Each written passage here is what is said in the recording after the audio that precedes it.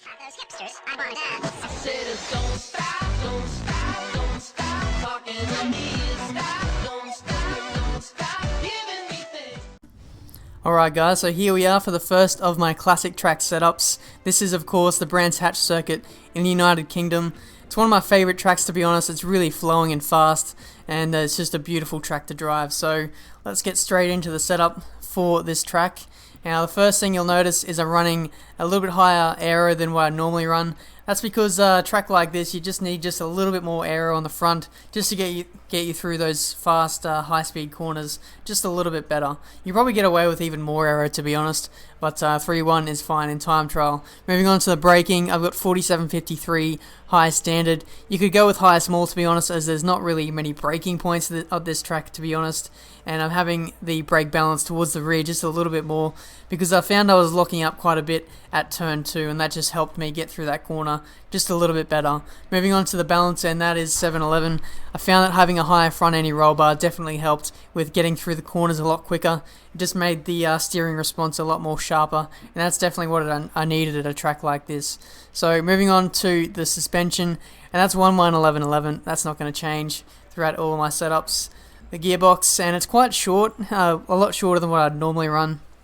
And that's because a track like this, especially with the higher gears, you just need short gears just to get you through those corners a lot. 6th gear and 4th gear are particularly important, as a lot of corners require that gear. So those gears, 6th and 4th, are a lot shorter, and they just help me get through the corners a lot. And you'll see that, and I'll explain why over the course of the hot lap. So moving on to the alignment, and that is just full camber to the left and toe to the right, and that gets me throughout the lap fairly well. So that's the setup, and let's go see how it feels out on track.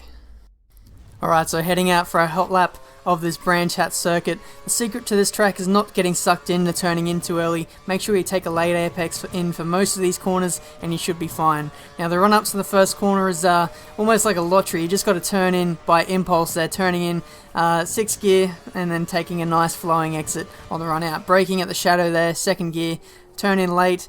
Now be really smooth with the throttle here, straighten out the steering as much as possible, and you should have a good exit here. Now coming up to this left-hander, take it in 4th gear, turn in late, as I said before. It's the secret to this track. Now get a good exit, use up about 60 or 70% of your curves. This is the longest straight on this track. Now we're sizing up this fast middle sector now. Turn in 7th gear, this is flat out, it feels fantastic right now. Now coming up to this corner here, 6th gear, turn in late, don't get sucked into turning in too early, or you'll end up in the barriers on the left hand side there. 6th gear, turning in, hit the apex there. Now shifting down to 4th gear for this flowing left hander, and maybe use a little bit of curves on exit if you feel like you want to get a nice flowing exit. Now coming up to the final corner, 6th gear, turning late again, and using up the rest of our curves on the run up to the line. And this is a really short, sharp circuit. Let's see what the time is. It's a 57.924.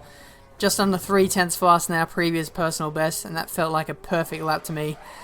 It was just, I don't think I could improve if I tried. It's just so tough to get a lap in around this place, especially with some of the corners around here. It's just a lottery as to whether you're going to get through them or not. So yeah, I hope you enjoyed the hot lap, hope you enjoyed the setup of course, and I hope that it definitely makes you a lot faster around this place. Now I'll take you guys through a replay of the hot lap from the replay cameras. So that's it from me today. If you enjoyed the setup, leave a like, but until my next video guys, I'll see you next time.